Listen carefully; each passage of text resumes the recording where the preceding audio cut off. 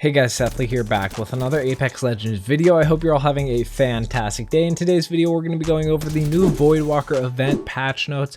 If you guys haven't seen my other video, I cover it a bit more in detail. Definitely go check that out, but it was just released and it did go live earlier this morning, which is about 10 minutes from when I'm making this video. I wanted to make it about as fast as possible so you guys could get the patch notes as soon as possible. So let's get right into it. I'll link the patch notes down below, and I did land at the new area a little bit, but I really wasn't able to do anything since everybody is landing there, and I was doing it in the shotguns and snipers only mode, so it was a bit hard to get some gameplay, but definitely go check it out. I will be having more gameplay coming out soon, but they start off the patch notes with the Wraith town takeover, and they show this wallpaper on screen right now. It looks really cool, and they say a mysterious research site has been unearthed in Kings Canyon that was used as a part of Project Wraith, including a functioning prototype portal, and I'll show on screen right now what that looks like. It looks really cool.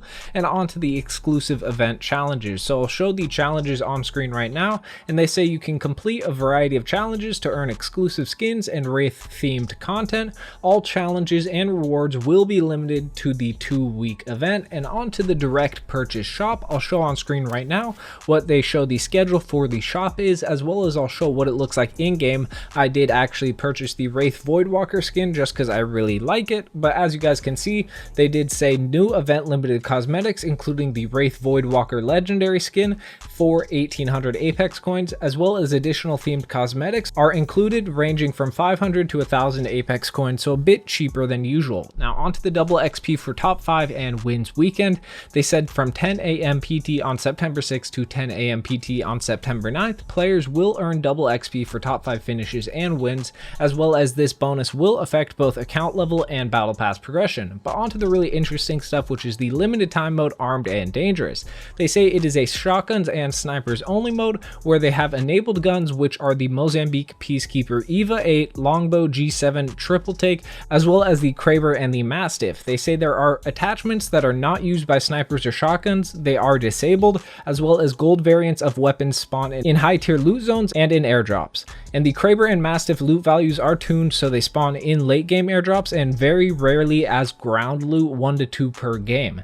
As well as there is reduced armor. They disabled loot armor blue, purple, gold, helmets blue, purple, gold, so the spawn rate for common armor and helmets is reduced as well, so it is a lot harder to get actual health, so people are going to be dying very quickly in this game mode. As well as the ground loot drop chances are reduced to 45%, and supply bins are not affected by this, so supply bins are really where you're going to want to go for the loot. As well as the bullet counts and stacks are modified, so light rounds are 16 per drop, 32 per inventory slot. Energy rounds are 16 per drop, 32 per inventory slot, as well as heavy rounds are 7 per drop, 14 per inventory slot, and shotgun rounds are 7 per drop and 28 per inventory slot. So you will be able to hold a lot more shotgun ammo now in this game mode. As well as the overall loot density is reduced, but ammo and weapon spawn rates are increased, and stack sizes are increased to offset the loot scarcity and allow players to have enough ammo to not discourage combat. As well as there are increased spawn rates for syringes to compensate for lower loot density, as well as they reduce spawn rates for shield batteries to match rarity of armor. Now I kind of don't really like how they removed the armor aspect of the game besides white armor.